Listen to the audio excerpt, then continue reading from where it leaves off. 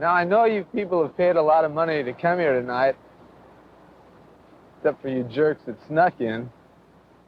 And I probably shouldn't tell you this, at least, well, not at the beginning of this so-called surf movie, but you've all been burned. That's right, ripped off, because it's all 2 to 3 foot wind-blown slop.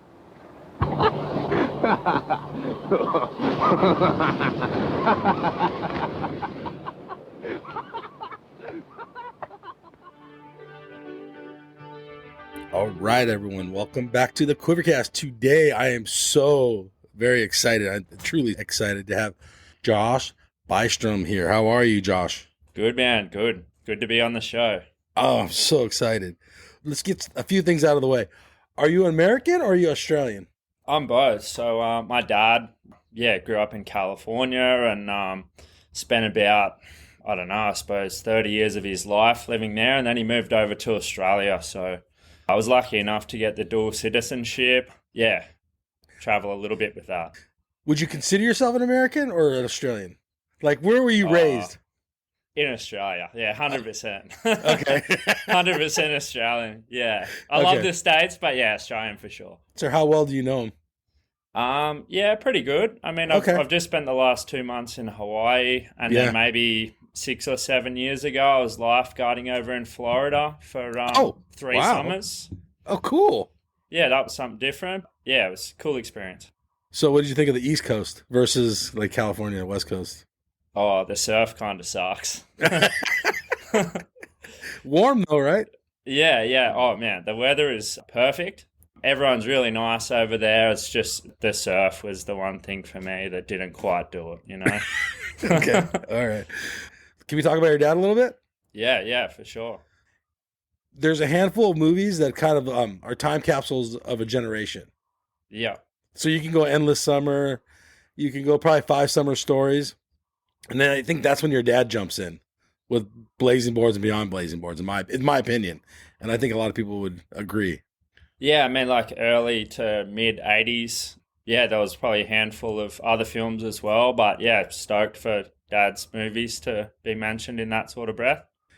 There are other movies, at least where I was from in Southern California, they were above the rest, for sure. Oh, I mean, in the States, like, yeah, a lot of crew around that generation, like, they love, like, Blazing Boards, Beyond Blazing Boards, and, it's cool to hear people still stoked on the films. Okay, I know there's other good music out there. The music he put with the movie and everything with, some bands that I still love today is like Hoodoo Gurus. Yeah. Some of these, like, classic 80s bands. Yeah, like In Excess, Hoodoo Gurus, Midnight Oil, and Men Without Hats, and Ganga Jang, and all of those sort of guys. Yeah. The next generation, I'd probably be with like Taylor Steele or something, but he did it differently, but he also kind of mimicked what your dad was doing, in my opinion. Yeah. With the soundtrack and the music.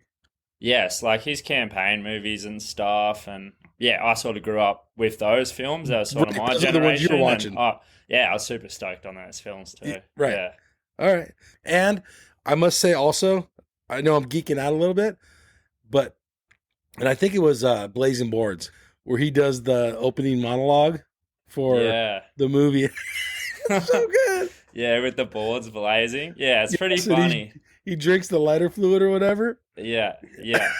I kind of like that sort of era because there was a bit more humor in it. Like you had Jack McCoy was sort of doing the same thing. He had a few little skits in there. Yeah. And then my dad was doing the same. And it was just one of the real light-hearted sort of decade, I feel, or a couple of decades around there. In that period of time, people were still walking into theaters to see a movie. VHS was barely even out probably yet. Yeah, so a lot of his films, he was touring around Australia, around the States. He had people that would show his films in New Zealand and a few other different places. So, yeah, it's pretty cool. So rad. So, I know that he passed away when you were very young. Yeah. So, yeah. What do you remember about him? Oh, man, like, he traveled a lot, like shooting and stuff, but he always had so much time for me when he was home. And he was the one that got me into surfing. And at the end of a bunch of his films. I don't know if anyone ever watches all the way to the end of the credits, but some of the films he'd put a little cheeky clip of me surfing in the film and stuff. So like, Okay. yeah. Oh man, I've got the best memories of my dad. It's been, So rad.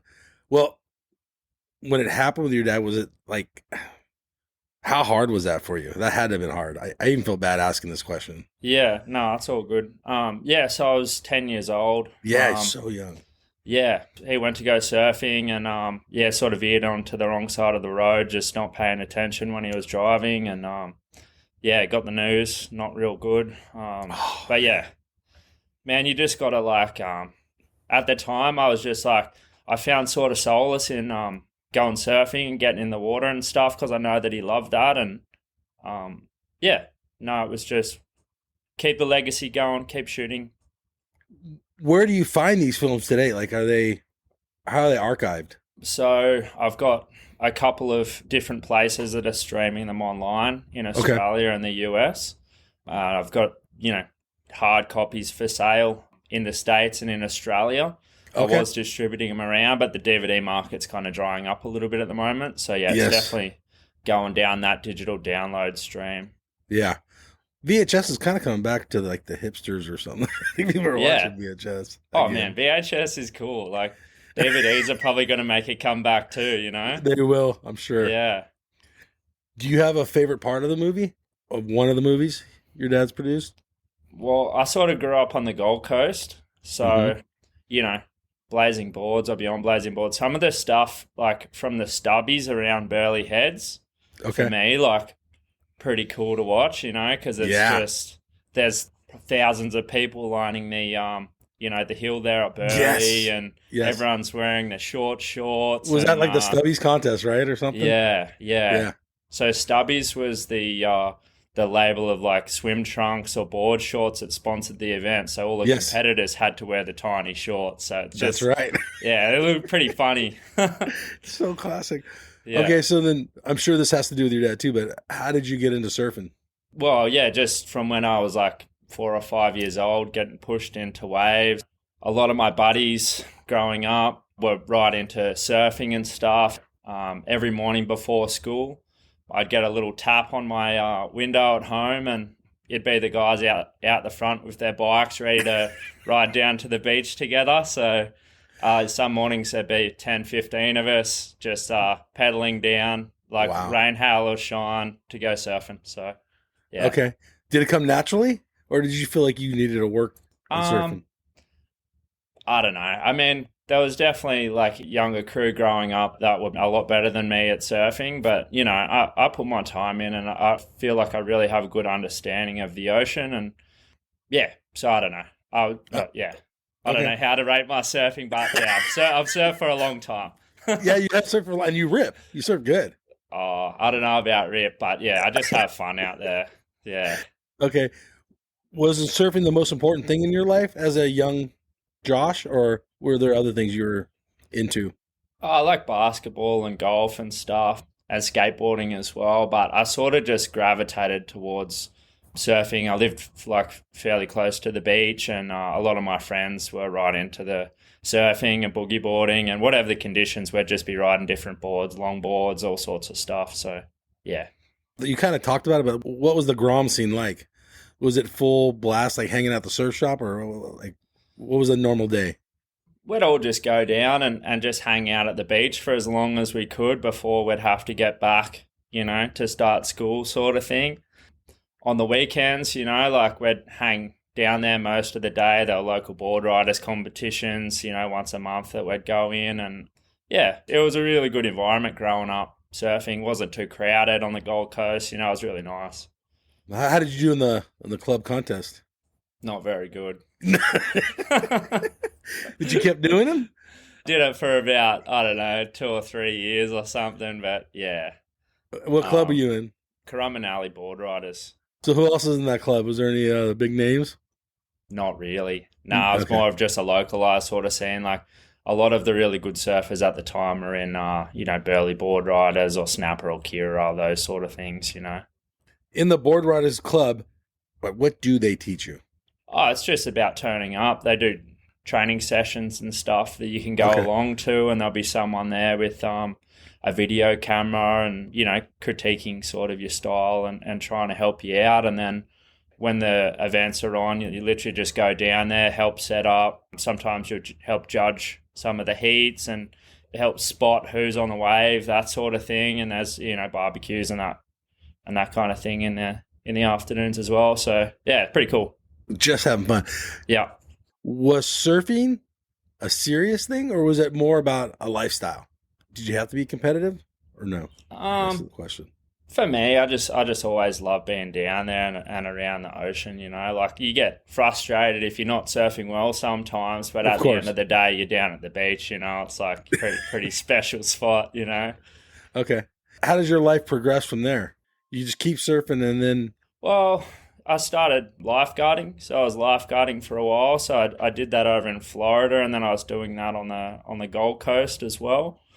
So that sort of just kept me around that sort of beach environment, and I was always trying to keep fit and healthy, like running, going to the gym and stuff. And yeah, being around that environment, you know, you're definitely, if the waves are good, you're surfing after work or before work, and it sort of just keeps you in the water, keeps you moving.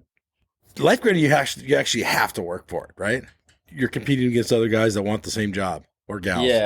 Yeah, for sure. So, I mean, like, the quality of surfing on the Gold Coast, like, there's some really, really good surfers, and there's some really good athletes, whether or not they're surfers or they're part of the, you know, the surf club scene, doing triathlons and all that kind of stuff. So you've got to be in a good condition, especially on the Gold Coast, to be able to pass the fitness test and that sort of stuff.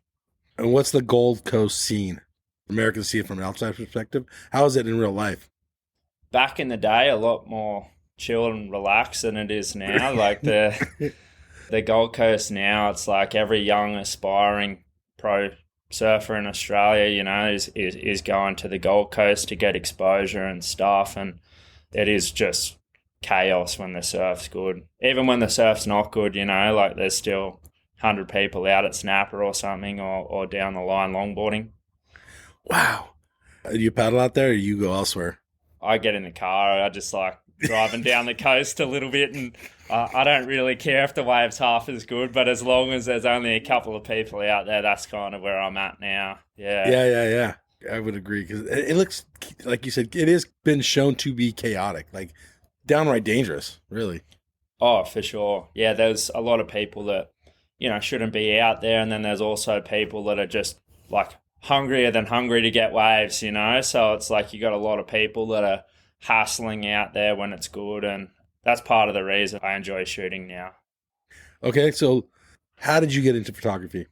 I got a buddy, and he basically hit me up before I went to do a little trip over to Europe when I was younger, and he said, man, you should take a camera over and try and figure it out, shoot as much as you can over there, and you might like it. I always had cameras and stuff and computers with editing software and stuff around the house, but I didn't really gravitate towards it at the start. I just really liked surfing. Yeah, makes sense. Did you start with still photography, or were you doing videography? Yeah, mostly stills. Yeah. Okay. So is that a different beast than standing on a rock kind of thing? Or are you still standing on a rock shooting? Nah, I really like being out there in the water. Yeah. Okay. I mean, when I first bought a proper camera with accessories, the first accessories I got was a water housing, you know, like I didn't own a tripod or anything like that. I wasn't really interested in standing on the beach at all. Yeah. You know, I wanted to get out into the water and be out amongst it. So is that because of your background, you feel like? Yeah, I just like being out there and just feeling the energy of the ocean and talking to people out there that I know. And I feel it's just a bit more of an intimate environment being out there. I mean, they're two different animals, right? From shooting from land and shooting from the water. Yeah, for sure. And I mean, like, they've both definitely got their place, you know? Right. Whether shooting stills or video from land, you know, like some of the landscapes people shoot are just incredible, you know? Not to draw anything away from that, but yeah, the water's definitely where I sort of feel most comfortable. Do you do any land photography or no? Usually the land stuff that I do is when I'm like too tired from swimming. If there's like a cyclone swell or something, for example, at home, I've been out there for a couple of hours, like treading water against a sweep. I'll come in and maybe have a quick little bite to eat and some water and stuff, and I'll climb up Kira Headland or one of the other headlands and try and use some different lenses, get some different angles and stuff. It's an expensive endeavor just to jump into shooting water, right? You got to buy the housing. That's not cheap. Did you save up for this? Yeah, pretty much. I was just sort of had the intention of, knowing that I wanted to get the camera and the water housing. So I'm looking at probably like with the base lens, base camera and housing, probably $5-6 straight off the bat kind of thing. Okay. How old are you at this point? Oh, I was about 20. So you're just a young man. Yeah. Yeah, I didn't really want to do the GoPro thing. I kind of just wanted to go straight for, that's good. The housing. Did you ever try the GoPro thing? Obviously, it's your generational thing, kind of. I actually use the GoPro a lot now. I'll put it on top of my water housing. Oh. So I'll angle it like as such when I'm shooting, the right focal length. Usually it's like fisheye or something. If I'm shooting fisheye, I can set the GoPro to like a wide angle view, mount it on top of the housing, and then that way you get the photo and the video at the same time. Wow. Okay. That's rad. Yeah. Let's just do the scenario. The waves are firing. You have the itch to surf. Are you picking surfing over photography, or are you going photography over surfing? Photography over surfing. Really? But that being said, if the wind swings a little bit, like if it swings a little bit on shore or like the clouds come over, like in my head, I'm like, oh, I should probably just get one or two. So each swell, like if it's a proper swell, all I need is sort of one or two good waves, and then that's me, I can happily shoot the rest of the time. What you're saying is the lighting makes the difference too. Oh, for sure. So like if you've shot for 3 or 4 hours or something like that from the water and the light's great, and then all of a sudden cloud cover comes over or it starts raining, that could be the difference between, a cover and not a cover or something like that, But the lighting and the transparency of the water and things like that make a huge difference. Yeah. So it's a heavy swell. Like right now you're in Hawaii, right? Yeah. So what are some of the places you're shooting at? Oh, like Pipeline and Backdoor. Okay. That's your go-to? Yeah. Waimea as well. Oh, shit. Yeah. You're swimming out the Waimea? Yeah. Just fins on? Yeah. No way. Okay. I got to ask you this. Is it more scary for you to just have your camera and fins on a huge pipe, or would you rather be more comfortable with a board? Oh, I'm more comfortable swimming now, for sure. Really? Yeah. Was that natural?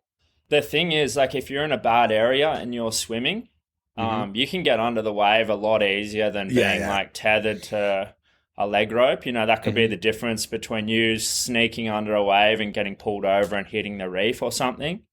The only difference where it can be detrimental to be swimming is to try and come in at Pipeline, because you can't actually like ride a wave in and jump on your belly or something and ride the whitewash. You kind of just need to swim into the impact zone and just let the waves kind of wash you in to shore as quickly as you can. So crazy.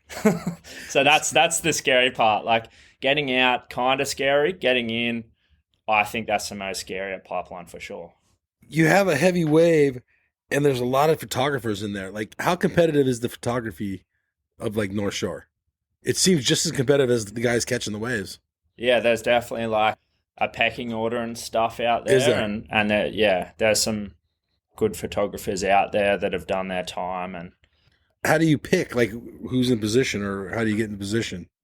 I mean, like you've got like a bit of a playing field there. So there's people that will sit a little bit further in, like towards the impact zone. There's people that'll sit wider, closer to shore. And then there'll be people with longer lenses that'll be behind the group as well. So everyone that's out there has a good enough idea of how to swim to the left or to the right and frame up their shots so they don't have, 3 or 4 people in the way or that sort of thing. Are there guys out there trying to shoot that shouldn't be out there? Not really. Okay. Yeah. It's not like someone grabbing a board and just paddling out and being stupid. Maybe when it's really small, but you generally see the same people out there. If someone doesn't know how to swim out at pipe, the lifeguards will probably recognise where they're wanting to paddle out or something like that, and they would probably say something to them because there's a distinct area where you need to swim out to be able to get pushed along and then out through the sort of rip that they have there at Ayukai. So, are you surfing out there also? I've had a few surfs out there, but nothing over sort of 6 foot. What do you feel about pipe besides it being a beautiful wave and a great wave to shoot? You have to respect that place. Okay. Sure. Yeah. One of the first sessions I had, a wide one sort of came through. It was a really shifty day, and I tried to get underneath this one, and it just slammed me straight down onto the reef and sort of held me there, and tried to push up off it, and then I did a couple of cartwheels and sort of came up, and I was just like, that was kind of the heaviest beating I've ever had in my life. And that was like the first couple of days of being there, you know? Okay. So, yeah, big respect for Pipeline, for sure. Were you fearing for your life in a situation like that? Yeah, I mean, you don't feel comfortable out there. When Pipeline's like over sort of 10 foot, I don't think anyone really feels comfortable out there. It's a really scary wave. Yeah. Do you guys have a bond, the other photographers, or even with surfers? Do you have a relationship with them, or are you guys surfers versus photographers? Are you guys separate? I don't know. There is a bit of competition among the photographers. Probably not as much as the surfers, you know, because you've got some of the best surfers of the world out there, and they're all, you know, trying to get the wave or their wave, you know. So yes, surfers very, very competitive. Photographers somewhat, but yeah, not as much. What about photographers versus the surfers? Is there ever words said between the two? Not really. Okay. I mean, like, your job as a water photographer is to not get in their ways, to stay out of their way. So if you're getting in their way or putting them off a wave or something like that, for sure someone would say something to someone who's done that out there. But it's not a common thing for it to happen out there because the photographers are really good. And other places are different, but pipe, everyone kind of knows. Okay. Yeah. Going way back to when you started doing photography, was there a certain photographer or a certain, like, what turned you on totally onto it? Was there a certain guy? I really like photographers that are in the water and swimming some really heavy stuff. Okay. One of the photographers, we both work for the same surf resort in Fiji, but Stu Gibson. Okay. He swims some stuff at like Shipstone's Bluff with fisheye and that sort of thing. And he's just a maniac. I really respect people that put their body and limbs on the line to get the shot. When were you born? What year were you born? If you don't mind. 1990. 1990. So, like, when you're a teenager, magazines were still around. Was there a certain guy that really, like, blew your mind? Yeah, probably like Scott Eichner. Okay. Yeah, so he's pretty much the OG of shooting wide angle and fisheye out at Pipeline. I would hate to know how many covers and stuff that he's had, but he just puts himself in the craziest positions, like you wouldn't even believe, you know. No one's doing that now, so big respect to that guy. Were you shooting when there was still magazines around? Yeah, still probably, huh? Yeah. I mean, there's still a handful in Australia. There's a few. Yeah. Yeah, Surfer magazine in the States just made a comeback, and Surfer's Journal as well is still around. Surfer's Journal, I get that. Yeah. Yeah. Surfer's still iffy if they're going to come back. They did make one issue, but we'll see what happens. Yeah. Hopefully they come back. Yeah. Oh man, I was stoked. I got a double page spread in the last Surfer, so that was the one that cool. Yeah. Okay. I didn't even know that. I'm sorry. Yeah. No, I was frothing. Yeah. No. Yeah. Hopefully they keep churning them out because I feel like there's a market for it in the States. 100%. I mean, Surfer's Journal, it's not Surfer magazine. They're great with what they do, but it's a different animal, really. Yeah. And to be honest with you, their articles are kind of over my head sometimes. Yeah. They've got a whole bunch of different writers from all over. So yeah. Which I love. So I see what you mean. Yeah. I love what they're doing, but sometimes you just want a good surfer or surfing magazine kind of thing. Is there work for photographers in magazines today? Or where do you get your work? Staff photographers, that whole kind of term for surfing magazines is a little bit outdated. Yes. In the olden days, there'd be each magazine would have a handful of staff photographers and people that would get content for them, and that was of utmost importance to those sort of guys to be in the spot and making sure they're keeping the mags happy and that kind of thing. But today it's more so it's just like freelance sort of stuff. You just go out if you're wanting to get stuff for magazines, you just go out, put your best foot forward, and try and get the sort of stuff that you think that they might be able to work with. Mm-hmm. Are you sending your work out to the magazines, or are they coming to you? A bit of both. Okay. Yeah, but that didn't really happen at the start. Like nowadays, maybe you get an odd email that says anyone who's got a couple of shots of Kelly Slater from the 80s or something like that, or I don't know, like that kind of thing. You'll get a random email where they're wanting some stuff for some editorial work to sort of complement that. Nowadays, primarily, I would just be sending them an email and saying, hey, look, I'm in Hawaii at the moment. These are a few shots I got from this event or something like that. Let me know if you can work with it. Well, you said events. So, like, say WSL's running pipe, right? Yeah. Do you have to get, like, a press pass to get out in the water? Are you allowed to get out there? Or do they have their own guys? They've got their own guys. So, yeah. I mean, like the Vans pipe masters that they had their own guys. The WSL, they've got their own guys that tour around. I was able to shoot the Dahui comp, which was great. So, I was out in the water for that. The way media is shown nowadays, do you like it? In my opinion, I think with people that are working so hard like you, they post their stuff on Instagram. I don't know. Are people holding back, I guess, is that question. Holding back their content.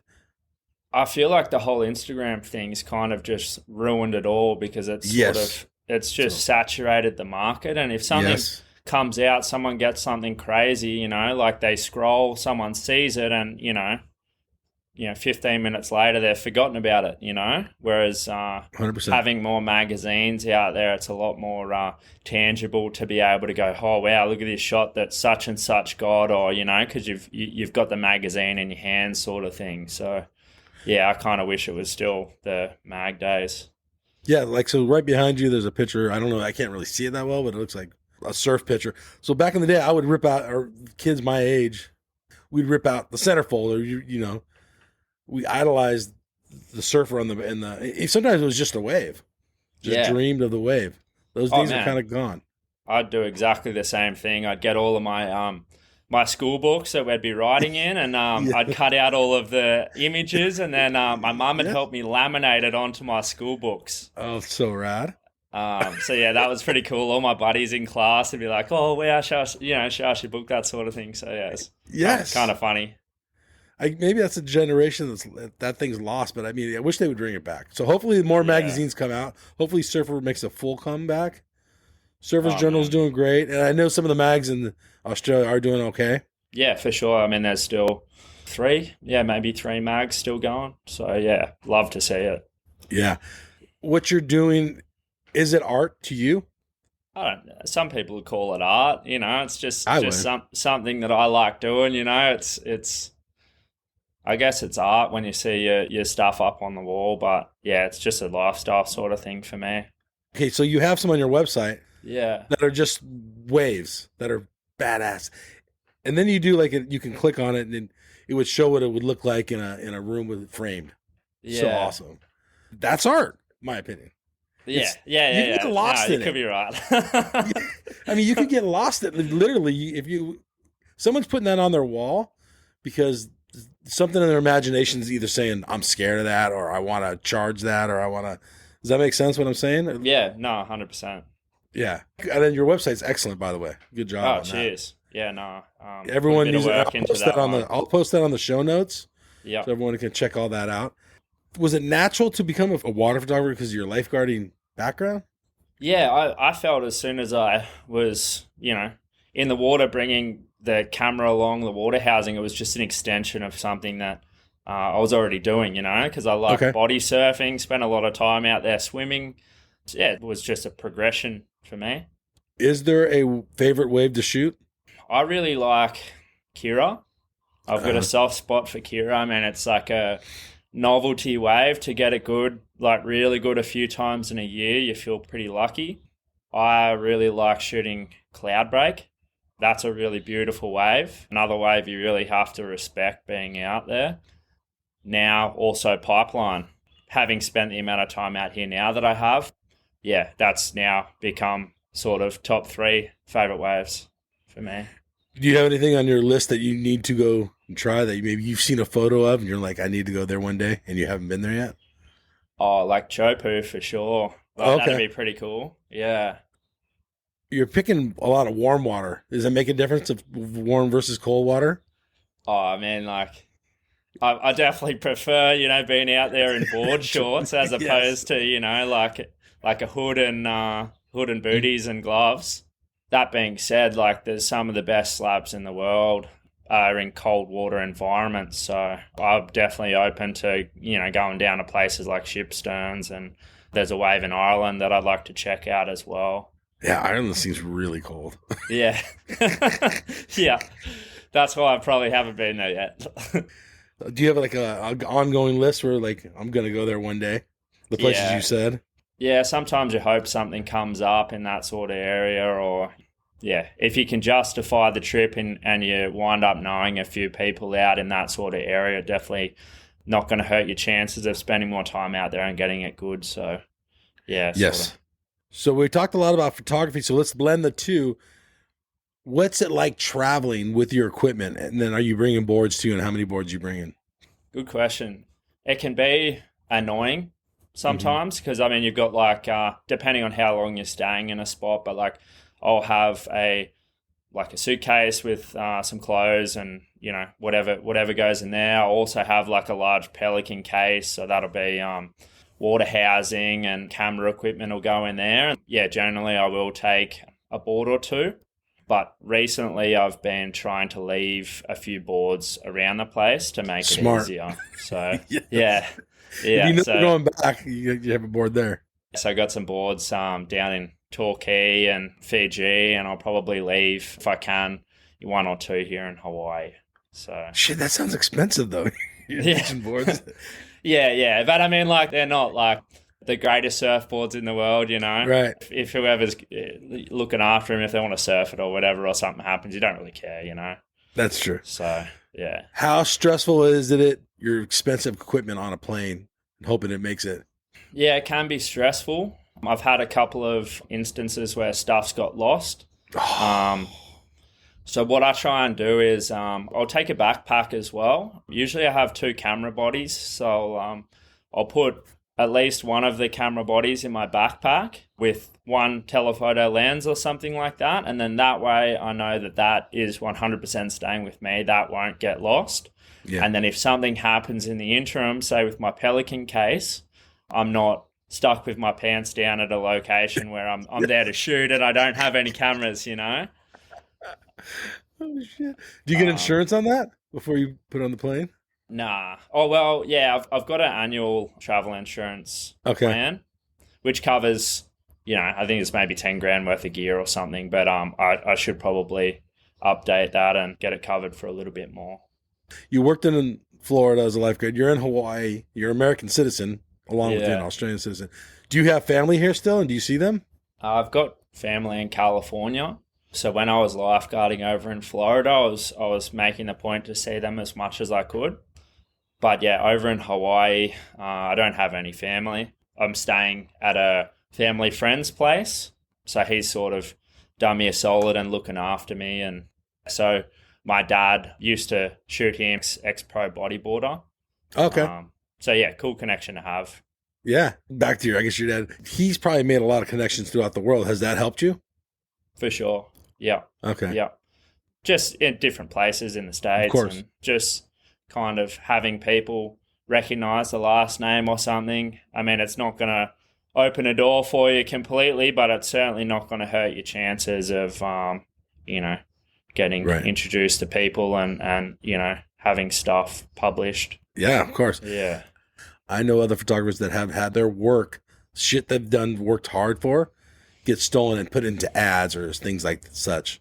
Has that ever happened to you that you're aware of?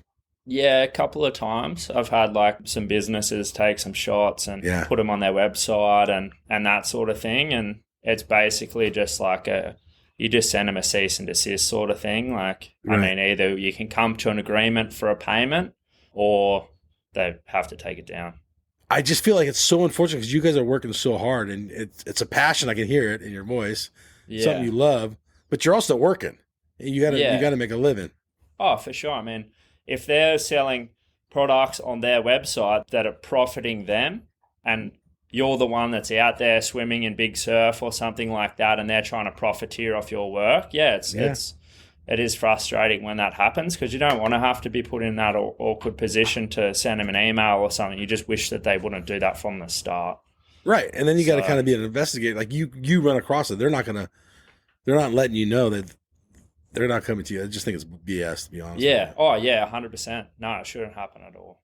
Is it hard to make a living to be a water photographer?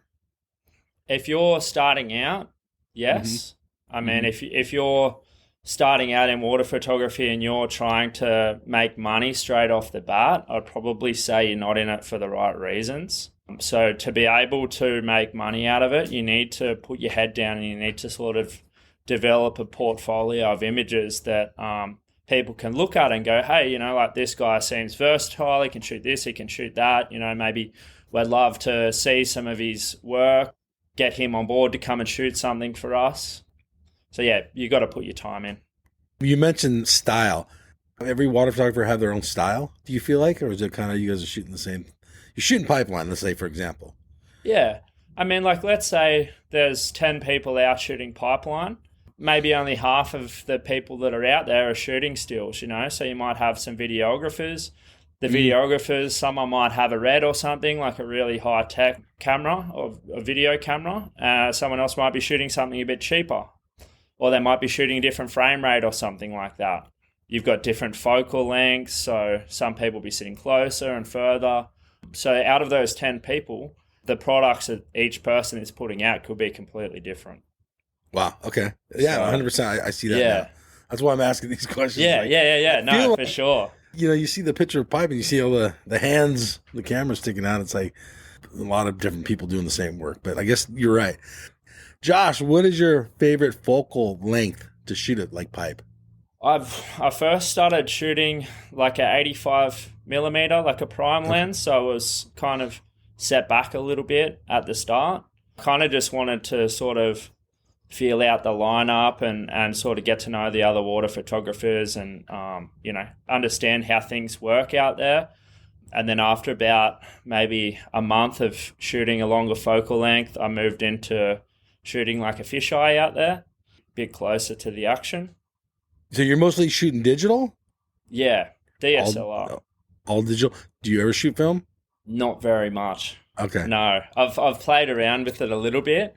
I can appreciate it, but it's a really expensive exploit. Especially and time-consuming. Yeah, for sure, like buying the rolls of film and then getting them developed and stuff. I feel like digital is very sharp. The images are very sharp for the most part. Does film come across as sharp? Yeah, some of the film images, I mean, there's a different format. So there's it's called a medium format. Mm-hmm. And it's a completely different camera that you use. Shooting like medium format film, the amount of sharpness and definition in the photographs are just incredible. Like they'd literally blow your mind. Yeah. So there's also medium format digital as well, which is similar, but we're shooting medium format digital, really high resolution sort of stuff. It takes up a lot of room on the hard drives and that sort of stuff. So specialized shooting for sure. So yeah, have you ever lost like a great session for whatever reason, technology? Yeah, I've flooded my water housing. Yeah, so I was shooting fisheye just in the shore break at home. I just changed the front port over. So the port's basically what covers the lens and you can interchange that. And there's a little screw lock at the back of it. And I mustn't have turned the screw lock enough and I was shooting shots in the sequence and it came up like a a camera error sort of thing on the back of my screen when I was looking at the housing. I turned the housing around and the whole port had fallen off. The entire camera and lens, everything was just full of water. Oh my God. So that was an expensive learning curve. How many countries have you been to, or regions even? About 35. Wow. Do you like traveling? Love it. Oh, do you? Yeah. Do you have a home, one spot where you call home, or are you mostly out of a bag? The Gold Coast, Currumbin. I sort of grew up in the area. I just love that place. I also spend a lot of time in Fiji. So like last year I went to Fiji to shoot for a surf resort. I was over there 4 times. Pretty special place to me. I've been going there for almost 10 years now. So. Oh, wow. Okay. Going back to surfing real quick, what's your like normal go-to board? Let's say like a 5-foot day at home or something. I've been riding a few of Dylan Longbottom's boards. Oh, okay. So he shapes a whole bunch of different boards, but primarily he shapes for some of the best big wave surfers around the world. So I've had a couple of sessions where I've got some good stuff of him and his daughter, and we've worked out little arrangements based off that in terms of getting a board or two here and there. So wow, like a trade. Yeah. So That's for this trip, I've got like a 6'7" that's a little bit of a step up for me. That's got a bit more meat around the chest. That goes really good. And then I've also got a 6'4". So not massive boards for Hawaii, but enough to sort of get me out there in those sort of under the 6 foot sort of days when I'm not shooting. Do you have a favorite wave to surf, or is it pipe also in Hawaii? I really like going right. Okay. And yeah, Currumbin Alley at home, a nice little right-hander, sand bottom, Burley Heads, Snapper Rocks to Kira. I don't know. Less consequence out there, but still on their day, like packs a punch and a good round barrel. So going right, sand bottom barrels. What about in Hawaii? Where are you going to surf? There's a few little spots down towards Haleiwa, V-Land, Chans, a couple little coral heads out there in between there that I can't really talk about. But just trying to keep busy on those days that I'm not shooting out in the big stuff. So, does weather dictate it? Do you wake up to see what the weather's doing? Like, how do you know what your day's going to be like? So I've got like the advanced forecasting with Surfline and SwellNet.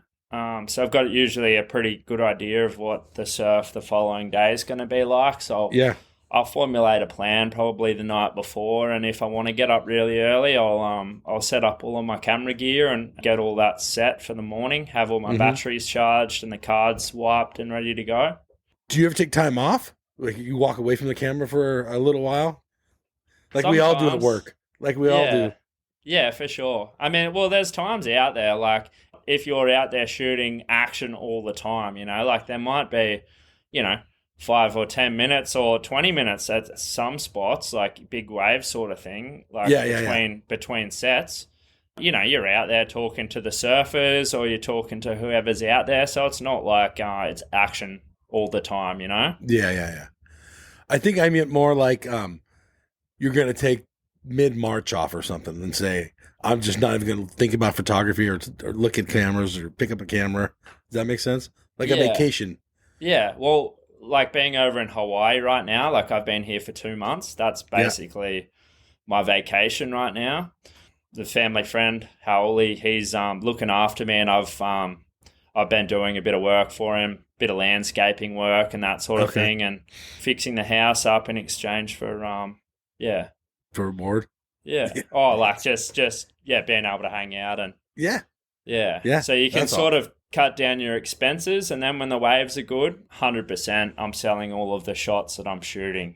You can use the good days that you're out in places like this, even though it is like I'm not shooting 24/7 over here. Right. I am still making money when the waves are good and making sure that I'm putting in the hours to get the job done. Does heavy water call to you? Like you look forward to it? I like really big waves. Yeah, I know. Yeah. I don't know. I just that sort of gets the heart racing, and being out there in like really powerful surf, I just love it. It's just something that always enjoyed and grown to love even more as the years have sort of progressed. So what do you feel like before you paddle out to a heavy wave situation? Like, what's going on in your head? You're nervous for sure. If I'm going out at, say, pipe or something and it's really big, I know where I need to go out from the beach. Do I need to maybe go out, 50 or 100 yards further down to accommodate for like the water that's moving across to be able to get out? Or there's a multitude of different factors that I'm thinking about before I go out. Yeah. And also obviously making sure that all of your equipment is dialed in before you go out there, because once you're out there, you're kind of locked in. It's not like, you're going to go, try and undo the housing and change something or whatever. You're not going back in. Like, you're out there and you're locked in, and it's. What would be your favorite, like, photography experience? Like a couple hours out of your life. Do you have any that stick out? When I first went over to Fiji, this is probably like 8 or 9 years ago, I had an opportunity with the surf resort over there, and they sort of said, when can you come over? They had a cancellation with another photographer, and I said, oh, look, I can be over there in a week. And they said, look, as ASAP, a week's fine. If you can do that, that'd be great. And I sort of got over there, and the swell that hit was about as good as first ledge at Cloudbreak gets. It was absolutely firing out there. There was the whole Quicksilver team. There was Kelly Slater out there when he was sponsored by Quicksilver, and the Vans team were out there. There was probably upwards of 15 to 20 pro surfers out there. The conditions were as good as it gets, and I swam out there that day for about 5 hours. I came in from that session and I was burnt. I was, I was thirsty. One of the guests from the boat, they gave me like a granola bar and some water and stuff, and sort of hung out on the boat for a little while. And looking at those images from that day, that was kind of really what sort of got me into being out in the big stuff and putting the time in. What about surfing experience? Do you have a experience in your life where you're like, that was the best session ever? I've had a good couple of sessions at home during cyclones and stuff, primarily when I was younger, when I was a lot more hungry to get waves. But I mean, out at Burleigh and Currumbin and Kira and stuff like that, paddling out during the cyclones and under a couple of big lips and stuff is pretty fun. Do you get the same stoke out of a good photography session as you did as a Grom surfing? Is it the same or is it different, I guess, is the question. It's kind of the same, like I get a thrill when I come in. You get a thrill initially when you shoot the photo, like, oh, that was really sick. I hope that's going to work out, because you never know when you shoot it. There could be water on the lens, or there could be like a multitude of different things that don't work. Yeah. But when you come in and you look at the camera and you go, oh, wow, like that shot's, a really cool shot, or maybe you got a few from that session, it's the best feeling. And then also, like, when you're out surfing, if you get a couple of good waves, just as stoked, but... Do you ever shoot, like, models, or do you ever do, like, landscapes or anything like that? Or do you mostly just stick in the water? When I shoot for a resort over in Fiji, there's, a bunch of different stuff that I do while I'm there. So I'd be shooting, fishing, might be shooting foiling, kite surfing. The guests might go over to a floating bar and have a couple of drinks or something. I'd be shooting a bit of candid stuff, or couples walking along the beach, all of that sort of stuff. So you're really just trying to, like, tell the story when you're shooting that sort of stuff. When you're doing this on the resort, let's say, and a couple's walking along the sand, are you kind of like sneaking up and just taking that photo without them knowing, or is it kind of staged? A bit of both. Sometimes, like, I'll be going mobile when I'm on the island. If the surf's good, I'll be out there on a boat, or I'll be out there swimming and trying to document the surfing and the water sports. But in the afternoons or the mornings, if the light's really nice, like, I might see a couple walking along the beach or something, and I'll quickly just grab a lens, chuck it on, and run down there and get a few nice moments of them, that sort of thing. But then also, if I know that they're there for a special event or, anniversary or something like that, honeymoon, I will sort of approach them and say, hey, look, sunset could be good in half an hour. You know, do you guys want to go for a walk along the beach? That kind of thing. Cool. Yeah. So, I mean, really just trying to shoot as much variety of different stuff as you can while you're there. Do you appreciate that stuff as much as you do the water stuff? I enjoy it for sure. I enjoy like, you know, being around the guests and stuff. That particular resort, you know, there's some really good surfers that'll be over there doing the surf guiding and stuff. So yeah, it's as much spending time with everyone that's over there as trying to document everything. Were you born a people person, or did you have to learn that? I would say I'm sort of somewhere in between. I don't think I'm an introvert. I don't think that I'm super extroverted. Being around and shooting a lot of different events and that sort of thing and putting yourself out there more has allowed me to feel more comfortable talking to people and being around those situations. What about injuries? Have you got injured? Like a major injury? I had a pretty good surfing injury out at Kira. There was a set that came through and I got a wave earlier and I was paddling back out and just got under the first wave of the set, and then I paddled hard to try and get under the second one, and it kind of landed straight on me. And yeah, so the fin lodged itself in my leg. Oh, and shit. That hurt. Yeah, it was pretty bad. I severed all the muscle in my leg and all the nerves, and I kind of felt like I got punched in the leg. I had a look at my leg when I was out there, and then straight away I was like, I'm in a lot of trouble here. So, came down, you know, made it to shore, and ambulance came down, picked us up, and spent 3 days in hospital. Oh shit! Wow, you recovered from that 100%?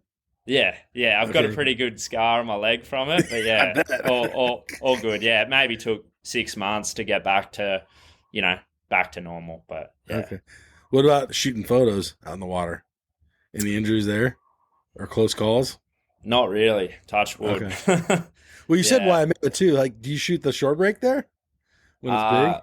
Yeah, this winter I've tried to shoot it a few times. So there's a pretty well-renowned bodyboarder, Andre Botha, and also Howley Reeves, whose place that I'm staying at. Those two guys are pretty next level in the shore break. So there's been a few sessions where they've sort of said, "Hey, come down. We're going to go for a bit of a attempt out there during the big surf to send it." And some of these heavy water situations or destinations, whatever one, is it all the same?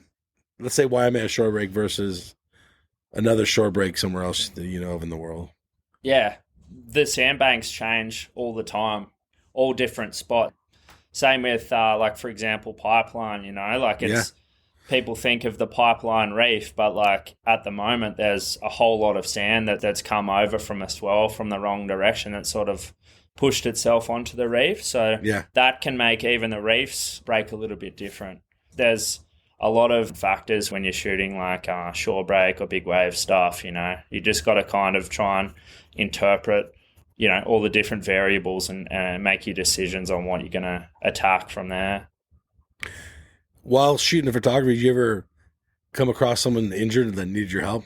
When I'm lifeguarding, yeah, for sure. When I'm out there shooting, not really, no. Okay. And that's sort of a surprise to me, like especially this winter, for example. But like out at Pipe and then also like Cloudbreak and those sort of places when the waves are really big, the water patrol, you know, whether it's Hawaiian Water Patrol or some of the Namotu guys helping out at Cloudbreak. They'll go in and pick people up if they've broken their leg rope or if they're injured or that kind of thing. So, it does take a bit of the stress out of it. I mean, obviously, you're right next to that. People sometimes are putting their life on the line on some of these waves, right? Yeah, literally anything can go wrong. I mean, yeah, for sure. Like if you see someone take a really bad wipeout, you know, I'd always sort of like tap yourself on the head and then sort of look at them. And if they're okay, they'll tap themselves on the head as well. That sort of thing, you know. So you do have a little dialogue there to know if someone's okay or not. And you can sort of tell when someone pops up whether, you know, they're in a good way or not. You have so much water experience, probably more than surfers even a lot of times, because your background in lifeguard and your surfing experience and then your water photography experience, do you ever see anybody out there and you kind of warn them, like, they shouldn't be out there? Obviously, we've all seen people paddle out and they shouldn't. Yeah, absolutely. I mean, like, even yesterday afternoon, like, a buddy and I were down near Kaiki Shore Break, which is a really renowned sort of dangerous spot for tourists, and there are a couple of tourists down there that were like running out into the water sort of waist depth, and they were in like a pretty bad corner right next to the rocks. So yeah, like even yesterday afternoon I sort of just gave them a heads up. They didn't really have any idea, but you don't really turn off, if you sort of see a situation that's bad, whether you're swimming or surfing out there or whatever, if you need to help out, you hope that you're switched on enough to be able to recognize it, but a lot of the time I am. Yeah. Well, Josh Bystrom, thank you so much for coming on the QuiverCast, man. I super appreciate it. It was so fun chatting with you. Oh man, yeah, stoked. Yeah, pleasure to be here. Thanks for thinking of me and getting me on board. Yeah, I'm stoked. Are you going to be spending more time in America? I hope so. Are you going to use that card? Yeah, I mean, I'd like to come back for another winter for sure over here, and California. Love to see my family and spend some more time over there. So yeah, okay. Be great. Where's your family at in California? By the way, I didn't ask. Northern California. Oh, okay. And then got cousins around Santa Cruz and LA. Oh. They're all scattered around. Would you paddle out and shoot Mavericks? Yeah. Yeah, I'd love to. You would do that? Oh, yeah, for sure. Yeah, I'd like to swim Mavericks if there's any sort of opportunity or anything that comes up. Man, that for sure. Do you surf like Santa Cruz? Have you surfed Santa Cruz before? I've surfed Steamer Lane and like Humboldt County and stuff further north. Oh, Humboldt, yeah. Like Eureka or something? Where'd you surf out there? Yeah. Or I guess Eureka, you shouldn't say sort up of there. Arcata area. Yeah. Yeah, cold water, but yeah. It's real cold. Really nice, like, surfers and stuff. How are you treated as an Australian? With the accent, I mean. I know you're too bad. Not too bad. If you respect the rules out there, you understand it's not your local break, and you give a couple of waves here and there, everyone's nice. Right on. Well, once again, thank you so much for coming on. It was, I loved hearing your stories and everything. So, all right, this is Mike and Josh Bystrom. We're out of here. I don't know how to tell you people this, but I think you're going to be really disappointed in my film. I just spent $80,000 of my own money, and worse, nearly 2 years of my life, traveling all over the world in search of perfect waves. But all I found anywhere was 2-foot mush, 2 to 3 foot wind-blown slop.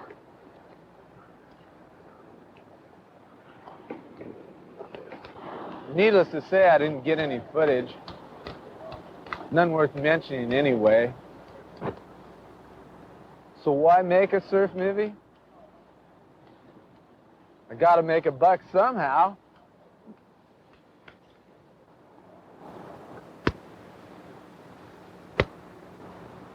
Now, I know you people have paid a lot of money to come here tonight, except for you jerks that snuck in. And I probably shouldn't tell you this, at least, well, not at the beginning of this so-called surf movie, but you've all been burned. That's right, ripped off, because it's all 2 to 3 foot wind-blown slop.